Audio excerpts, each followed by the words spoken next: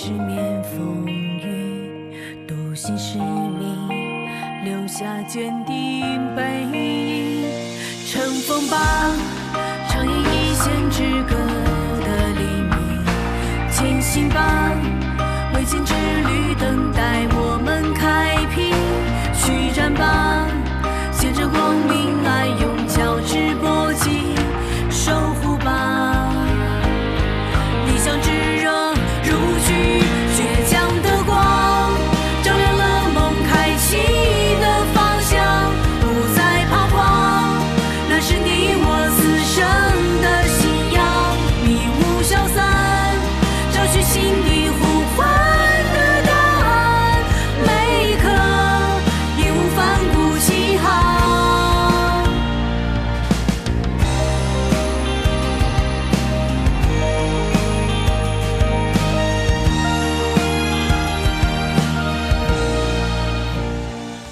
订机票就同城，天天低价，想飞就飞。同城旅行邀您收看高光时刻。你这个形容词是用来形容女生的呀？不是，我是想说，对不起，我嘴笨，不太会说漂亮话。但你做的是漂亮事儿。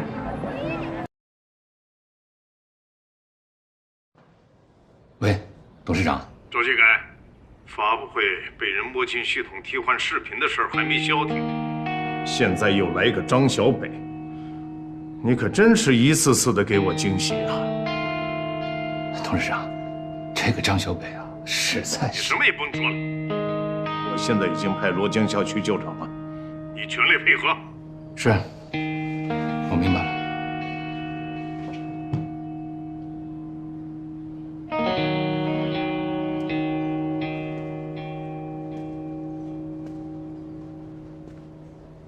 一堂啊，你马上以集团法务部的名义发布一个公告，记着，措辞一定要严厉啊。还有，你亲自去接一下罗江校，老头子说了，让他来救场。根据侦查人员取得的修车记录显示，被告人朱鑫蓄意更换刹车片，破坏刹车系统，致使刹车在云顶山道驾驶时因过热而失灵。再通过给本案的死者被害人，也就是被告人朱鑫的发妻，用地西帕明替换之前所服用的抗抑郁类药物，并加大剂量，致使死者在山道驾驶时因眩晕、视线模糊，继而发生事故，车辆掉入河中，溺水而亡。上述事实有物证、被告人供述、证人证言、现场勘验检查笔录等证据证实，上述证据相互印证，取证程序合法。请辩护人发表辩护意见。审判长，提醒您注意，本案的关键物证之一，刹车片上并没有直接找到被告人的指纹，而且刹车片系 4S 店的工作人员更换，4S 店的工作人员的维修保养记录上面就能够作为证据，所以本案事实不清，证据不足。审判长，公诉人请求讯问被告人。同意。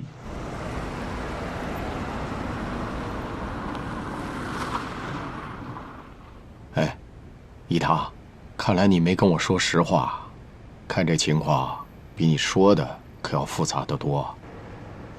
小顾，绕后门，从地库出口下。领导，出口是逆行。想办法。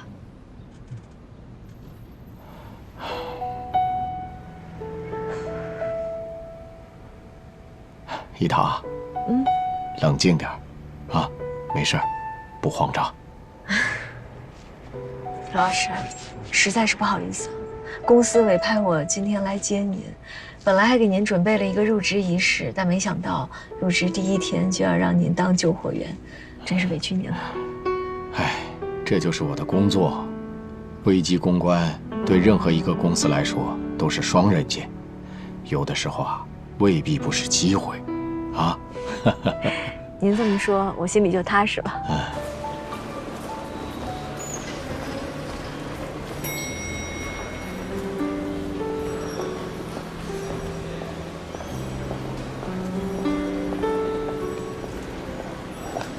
李总，董事长刚刚给你打电话问我这件事了，赵总也发了半天火了，心情不太美丽。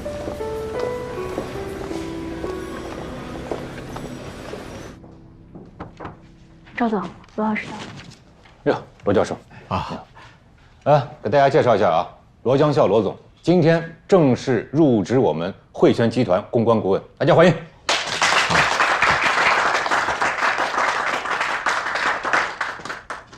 对于罗总，大家肯定不陌生啊，大家放心，会后啊有的是时间让大家亲近罗总，满足你们这些人没见过名人的好奇心。好了，我们开始说正事儿。罗总，还是您来说两句吧。赵总，我申请啊，以后还是让大家叫我罗老师。好，大家都听见了啊，以后要叫罗老师。好，罗老师。那罗老师，从您专业的角度上来说，您有什么建议呢？被告人朱鑫，你在庭审过程当中的供述是否属实？基本属实。你是在什么时间送死者的车去保养3月3日。保养哪些项目？刹车片异响，更换刹车片。4S 店一共有几名工作人员在场1名。你花费了多少钱？刹车片300，人工费150，我记得很清楚。因为这个还吵了一架。是谁为你收费开票的？就是这个人。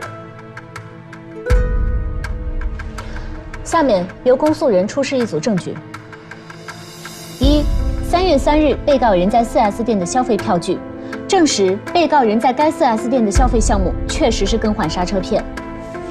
2、4S 店的采销记录，证明刹车片系原厂出产的合格产品，进货渠道合法可靠。3、4S 店刹车片的内部安装流程以及安装后的效果图。这件事可以从3个方面探讨。第一呢，根据网络安全法的规定，网络经营者应该加强对其用户发布的信息进行监管，发现法律、行政法规禁止发布和传输的信息，应该立即停止该信息的传播，并且采取相应的措施，防止扩散。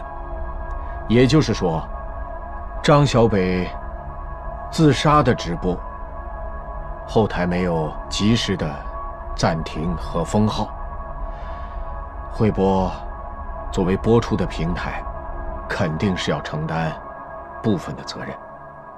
9、4S 店员工人证言，自己平日接待的客户众多，对每个客户的印象并不深刻。有位律师找自己取证时，曾向自己反复提示是在 4S 店更换的刹车片，所以后来自己才随口说的确实是在 4S 店更换的刹车片。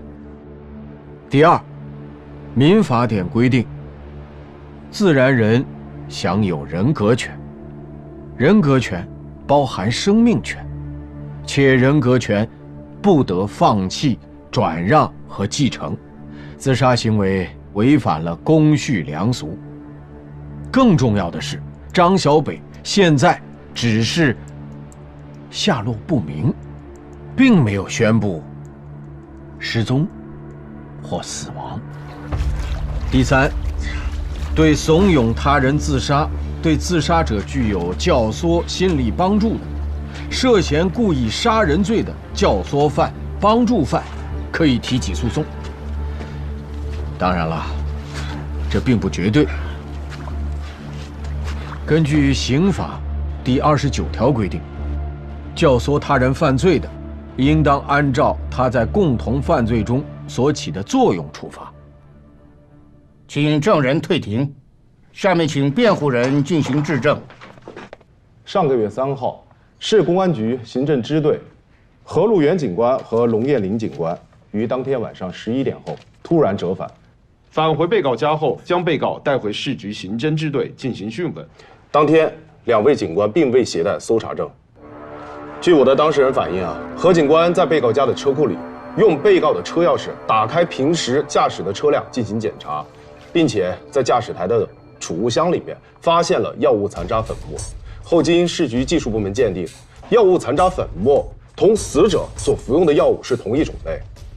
但是，何警官此次调查过程当中，他的程序上出现了严重的漏洞和瑕疵，故我方认为此事证据应该作为非法证据，不予采纳。综上所述，慧泉和这件事没有任何关系。虽然慧泉刚刚收购了绿波，但他们都是独立的法人，承担独立的责任。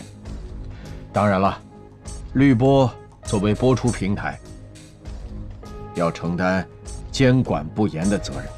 张小北的自杀直播，更是违反了网络安全法，所有起哄的网民都涉嫌教唆犯罪。至于这法不责众，我们在这儿就不探讨了。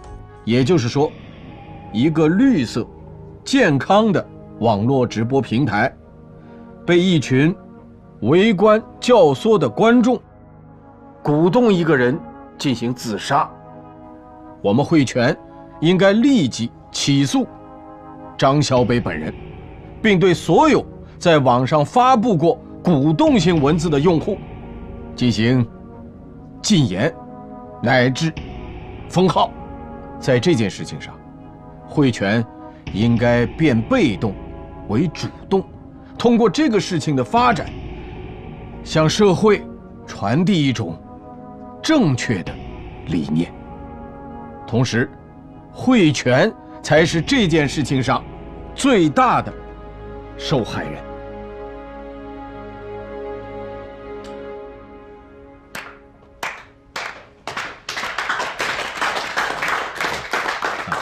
请公诉人答辩。根据刑事诉讼法第138条，进行搜查必须得向被搜查人出示搜查证。执行逮捕、拘留的时候，如遇紧急情况，不利用搜查证也可以进行搜查。辩护人请求发表辩护意见。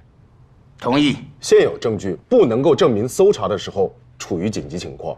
庭前辩护人申请侦查人员出庭，但是辩护人刚刚得到的消息，侦查人员拒绝出庭，因为侦查人员没有出庭证明取证程序的合法，所以若干侦查人员所取得的证据应该属于非法证据，予以排除。请公诉人答辩。侦查人员因紧急情况目前无法到场，现在由公诉人当庭出示执法人员执法记录仪录像，证明取证合法性。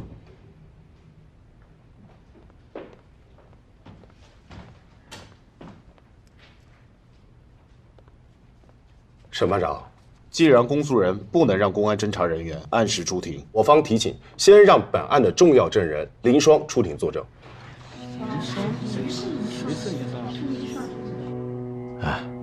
肖总我建议慧波这边还是开一个新闻发布会，及时说明情况，积极道歉，先发制人，在24小时之内发生，这是危机公关的基本处理方式。好，罗老师还是厉害啊！厉害，厉害！审判长，辩护人提请新的证人出庭，并没有事前申请，此为新证据，是证据突袭。所有的证人证言必须得要先进行法庭、公诉方、辩护方三方确认方可进行。我们之前没有在证人名单上见过林双这个名字，所以请法庭对辩护人的要求不予批准。证人林双是什么人？林双是原芳芳小区的美发店老板，也是亲眼目睹公诉人口中所谓的破坏刹车系统的现场证人。审判长，我方也是刚刚在15分钟之前才和林双达成了共识，他愿意出庭作证。鉴于此人是本案极为关键的目击证人，恳请法庭允许他出庭接受询问。这方只是活血化瘀，心死兄弟192条。这人命关天的事儿，要是不出意外，我估计审判长会动。是，疑罪从无，只要确实是关键的证人，我们也不好再坚持。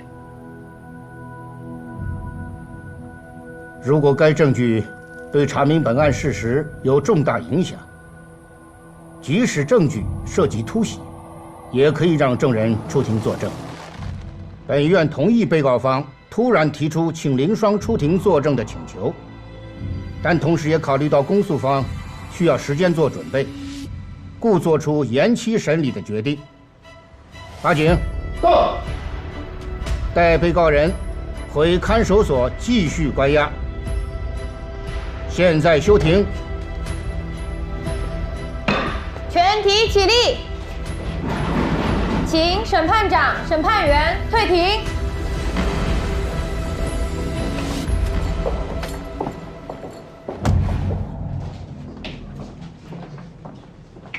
哎，安检长官来了，快！安检长官，请你谈一谈对方在庭审中突然提出的证人倪霜，以及你方并未出庭的证人何警官对定罪的影响。这不一并延期审理了吗？没有任何影响。来，各位记者朋友们，如果你们有什么想提问的，到时候我们检察院会做出统一解答的。鉴于择日庭审还要继续，为了不影响庭审方向，我劝大家都先散了吧。谢谢大家啊，谢谢，麻烦稍微让一下，谢谢。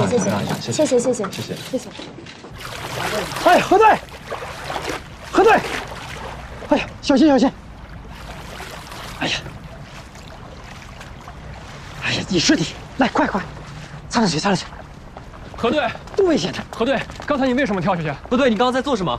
核对，您为什么选择跳河？您觉得张小北最后决定跳河跟贿选有关系吗？核对，您是否可以透露一下张小北跳河？现在这个案子还在调查阶段，我们无可奉告。哎，不好意思，我要退一下。喂，记者朋友们，我要退一下，不好意思，快，帮我退一下啊！核对，你干嘛呀？还要命吗？你刚才那一跳，我的心都提到嗓子眼了。也就是你水性够好。这正是我纳闷的地方。这张小北水性比我好，你说他想自杀，为什么选择跳河呢？核对，您衣服、手机一直在抢。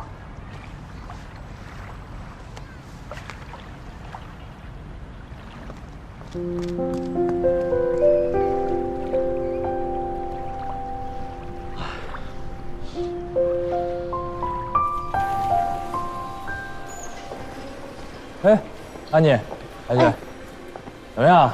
旗开得胜吧？突发状况，延期庭审。哦，没事儿，这个也不至于耷拉个脑袋啊。这朱鑫案，你们这个证据链条做成现状已经很不错了。哎，再说了，这庭审上表现的也不错呀。哎，你们不是做了各项预案了吗？是做好了各项预案，但是因为现在是互联网时代，信息几乎全都是裸奔。我倒不是有多沮丧，就是这个何路元他答应好要出庭，突然又出幺蛾子了。你说这小子，你说没事，回头我见着他，我替你多骂他几句啊。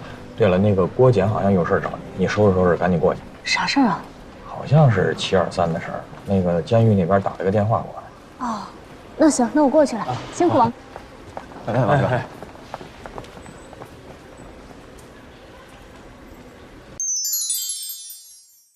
轻盈无边天山白，淘淘养眠卫生巾，邀您观看精彩剧集。他们会坐等好戏。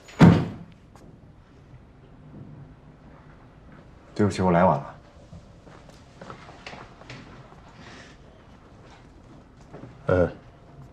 安妮同志，请继续。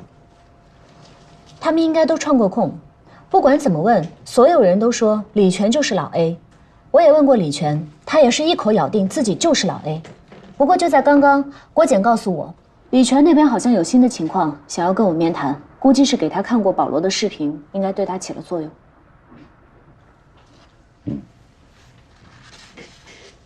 对，郭检，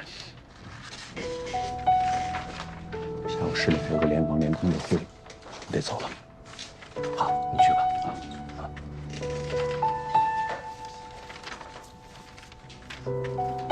安妮啊，现在是咱们两家合作，这信息的及时沟通交流很重要。我希望咱们每一个人都落实到实处。安妮刚才说的老 A 这个事情，您等一下。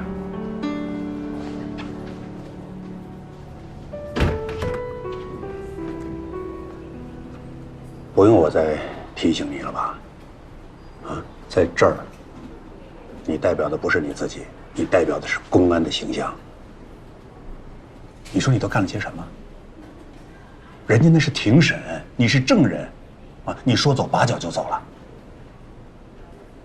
是我知道你关心张小北，关心小北的人有很多嘛，好几十人都在这盯着这件事情。出于对宛如的情感，出于什么，我们都必须在那盯着，不是少了你就没人关心这事。老张，老张，哎，莫不是你们核对跟张宛如之前是这个？嗨，在人的情感世界中，有3种感情是最可靠、最重要的：亲情、爱情、战友情。亲情和爱情容易被时空削弱，我们这种职业天天面对危险，战友情远重于爱情，所以啊，怨不得核对。毕竟是烈士张宛如的弟弟，完了我也不比他平静啊，更何况这个张小北，那是核对看着长大的，也算共同成长吧。反正我能理解他。理解。白局这事儿我没什么好解释的，您要处分我，让我检讨，我都认。你亲自去了，人也还没找到，对吧？没有。不还是的吗？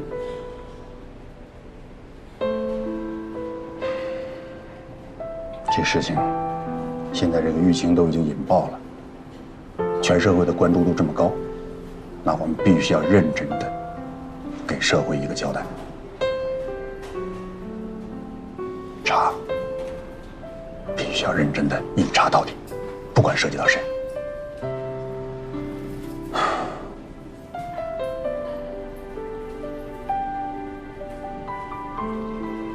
你还杵这儿干什么呀？我问你还杵这儿干什么？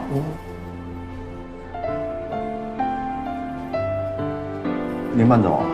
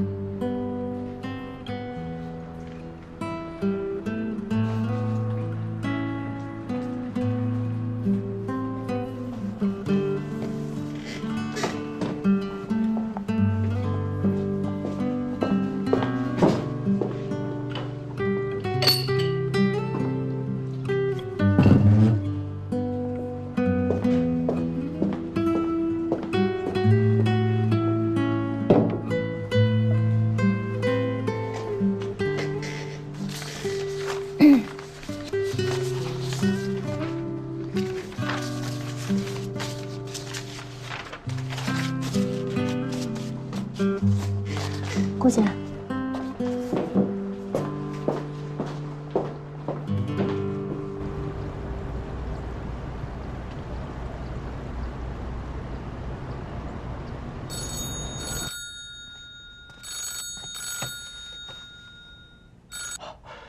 喂，罗老师您好，是我肖木恩。啊，有什么指示啊？哎，不敢。其实呢是有一个请求。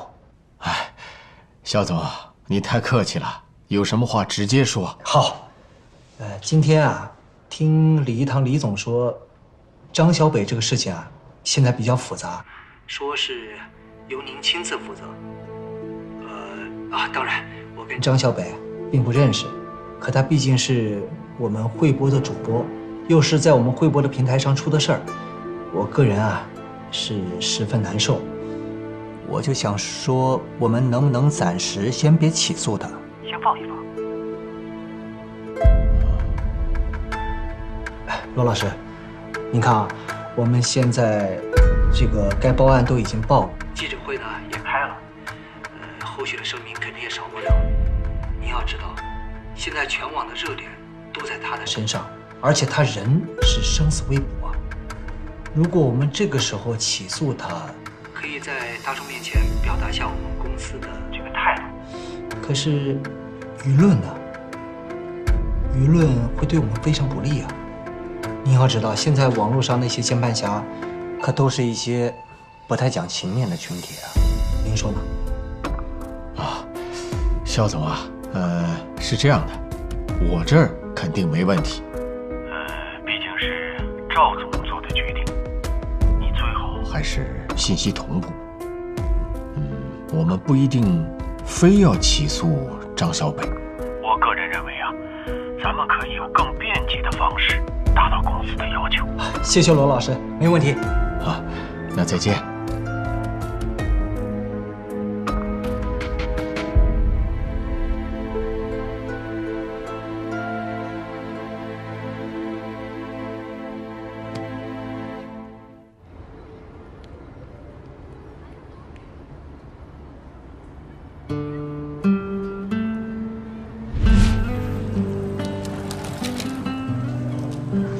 来了，我菜都点好，赶紧坐下趁热吃。你不光点好了，你都吃上了你。我给你倒上。这呀，今天不是周六，你让我喝酒，你想让我脱警服啊？我就说你这人死板吧，像下班时间没什么事喝2杯咋的？你见哪个刑警有下班的时间了？啊？说吧，找我什么事儿啊？我请你吃个火锅，我还非得有什么目的性啊？没劲了！你要没事，我走了啊。哎，别，我那个有点小事。说，借我点钱。张小伟，你是吃钱的啊？10天前我刚给你转了1500，你这就花光了。我这用钱地方多呀，1500多块什么的早就没了。不是你给我说说，你都什么地儿用钱？你说。不要，我那个什么，交了个女朋友。那你想呀，交女朋友多费钱，你不得请人吃饭看电影啊？那还真是。那你要不这样，你现在给他打个电话，你让他来，我看到他真人，我立马给你转钱。什么呀？我才跟人好了几天，怎么带过来见你啊？你再说了，你算我什么人啊？我怎么跟人姑娘解释啊？我这话说的，对呀，我算你什么人啊？你没钱你就找我要，啊？我算你什么人？我姐没了，你自己说的，你会管我的好吧？你还好意思提你姐？你姐要知道你这样，我揍死你！揍我干什么呀？啊，你要不爱见你就赶紧走。有脾气，好。姐夫，你要真走啊？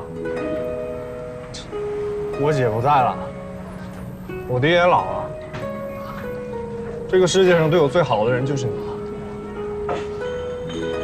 哎呀，你这张嘴啊！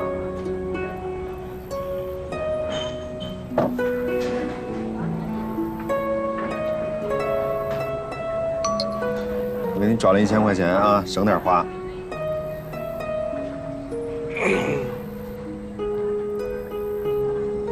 怎么1100啊？你什么时候买过单啊？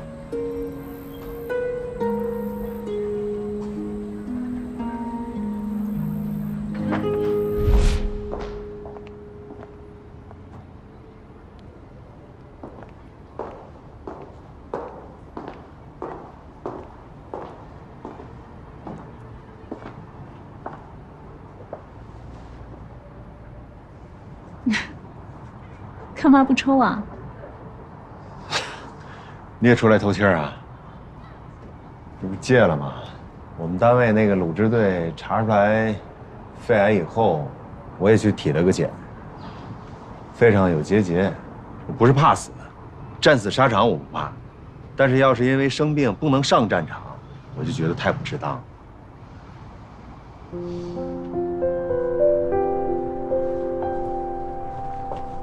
既然你抽不了烟，吃点这个吧。我那天就挺纳闷的，你为什么会随身带瓜子啊？习惯。我们阅卷的时候呢，都顾不上吃饭。王主任他会带一些饼干，韩轩呢就带一点包子，我就带点这个，随便吃吃就行。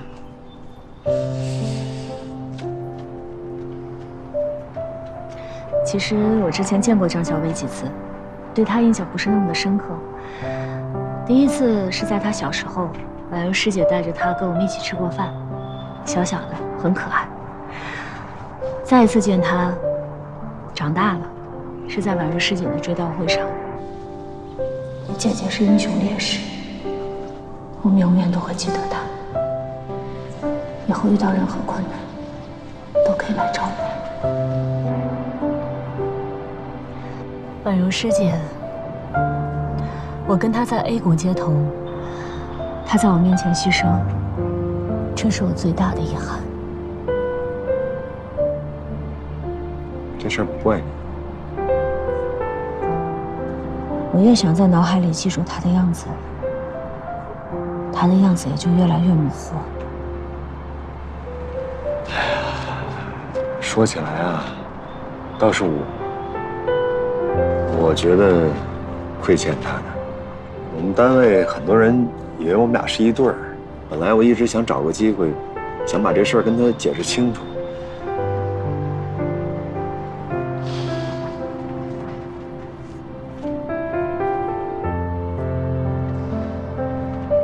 其实你之前突然从法院走，我还挺生气的。但我后来知道你是为了去找张小北，谢谢你啊。笑什么呀？谢我去找张小北？不是，我谢谢你让我了解到了真正的河路源，而不是之前跟我针锋相对的河队。为了表达对你的感激，我向你分享一条信息：723专案当中的被害人账户里有一个户主就叫张小北，只有找到张小北，我们才能深挖到真相。是啊，那得先找着他呀。你刚才去了现场，情况怎么样？该用的手段都用上了，下游3公里也派人在搜，但是到目前还没有消息。哎，不如一会儿咱们去看看吧。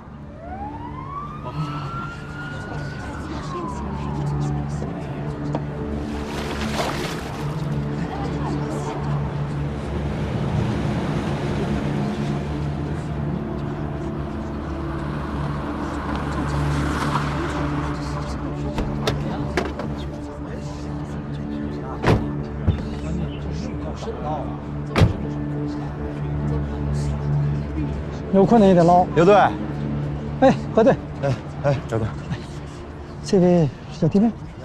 我结不结婚你不知道啊？什么弟妹？这是市检察院的安妮检察官，怎么样了？这不一直在搜救吗？没任何消息啊。如果跳河的人已经死亡，尸体会经过先沉底再上浮的过程。沉底的话，清水河的水流根本没那么快，什么都没发现。是，如果溺水死亡的人应该是6个小时以后就能漂上来，你们一直在搜没搜着是吧？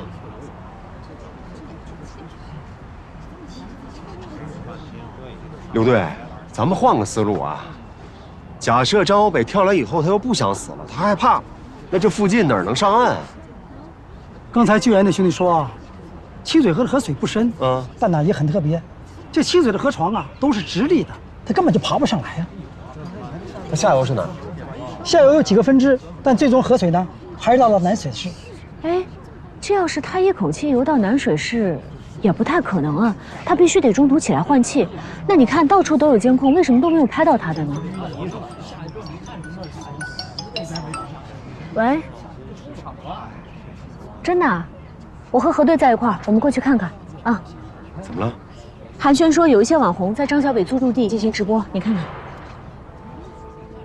为了收集和固定证据，安妮，我们马上过去一趟。行。刘队，那我先走了啊。好，辛苦。谢谢。你在这多盯着他。谢谢。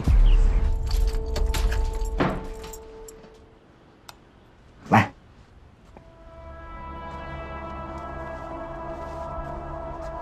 别怕。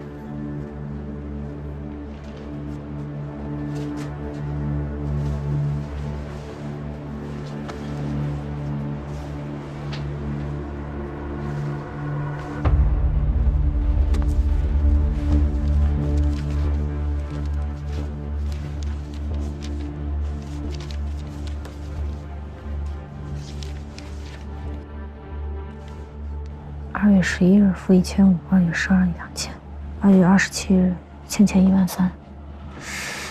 玩游戏借这么多钱？电脑打开了吗？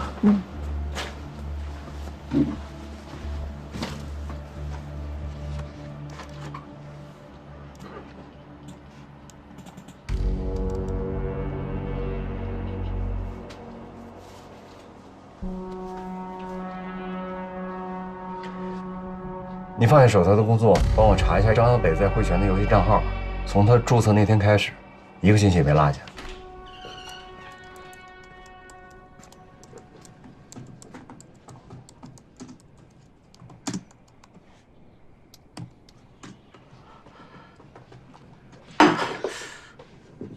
爸，你这是干什么呀？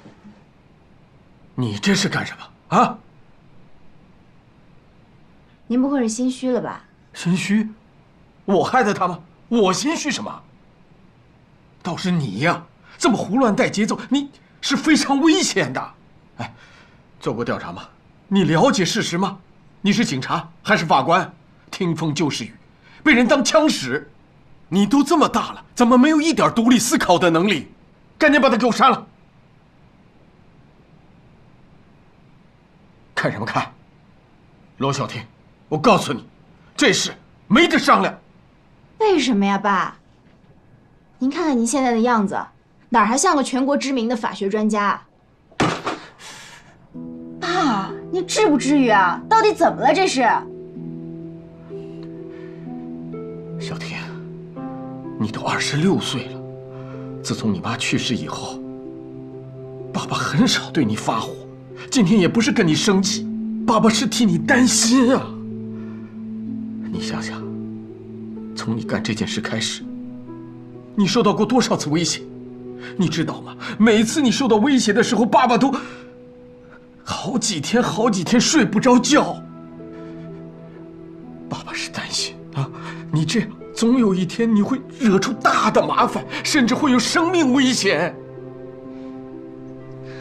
爸，您真的不用为我担心，您是我的偶像。您忘了，您教法律教了40多年，有多少次是替弱势群体发声，被人家打击报复的？可您为了坚持正义，从来都没有动摇过。小婷啊，爸爸现在老了，爸爸什么都不图了，爸爸只图咱们父女2人平平安安。小婷，听爸爸的话啊，把它删了。爸爸，你放心吧，这事儿不会有危险的，而且这是我熬了2个通宵才写完的，您就让我发出去吧。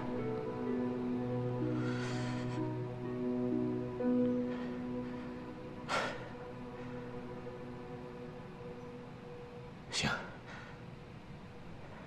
你发，但你必须答应爸爸，用小号发。好。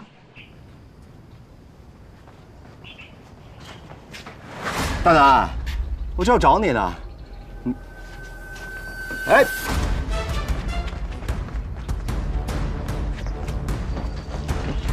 别跑！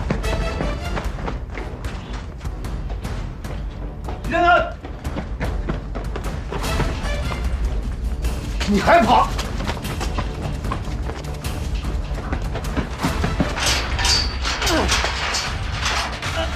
你下来！啊！放下！我在警校天天跑5公里的时候，你还撒尿和泥玩呢。放下！哥，帮个忙，哥。下来。走开啊！没你事啊！这不何队长吗？是何队长，幸亏何队长了。走。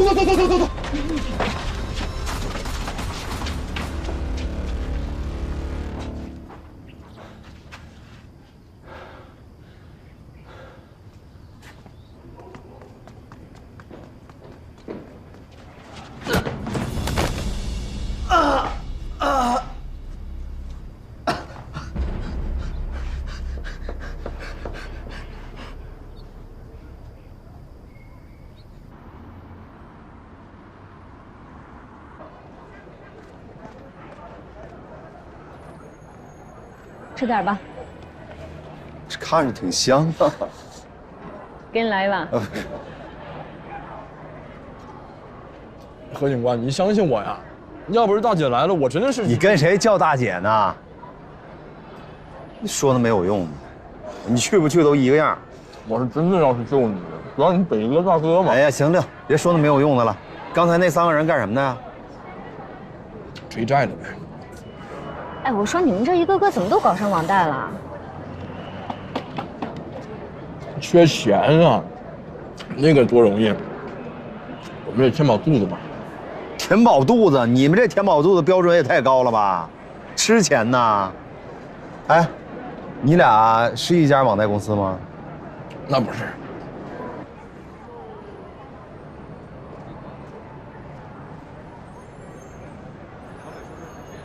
小北出事前，你俩见过吗？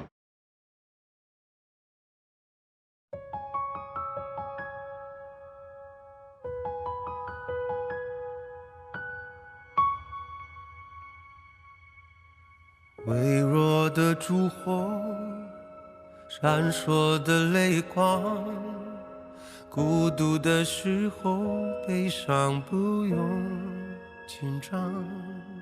如果失去方向，最怕去幻想，再远也不过是远方。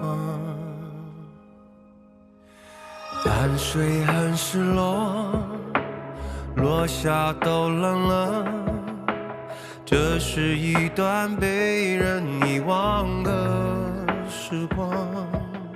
曾经我的双手，就算换了形状，只要剩下一个跳动热血的心脏。暴风雨很漂亮，可以自由的疯狂，也许这更像是命运乐章。总有天会晴朗，会风轻云长，成为回忆之后去欣赏。汗水很失落，落下都冷了，这是一段被人遗忘的时光。